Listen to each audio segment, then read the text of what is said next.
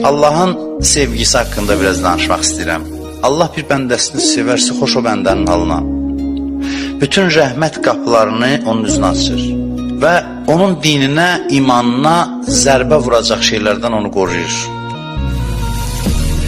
Allah bir bəndəni bəyənsə, özü girişir onun həyatına və başlayır özü onu qorumağa. Özü onun həyatını idarə eləməyə başlayır, imanını özü qoruyur.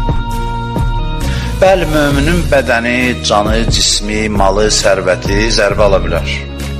İman buna zəmanət vermir ki, sən iman gətirdinsə, həyatda çətinliyin olmayacaq. Belə bir şey yoxdur. Zərbə dəyər malına, canına zərbə dəyər. Çünki dünya elə bir yerdir ki, insan burada şirin və acı hadisələr görməlidir. İmanlı oldu ya imansız, fərqi yoxdur. Bu barədə heç kəs sığortalanmayıb.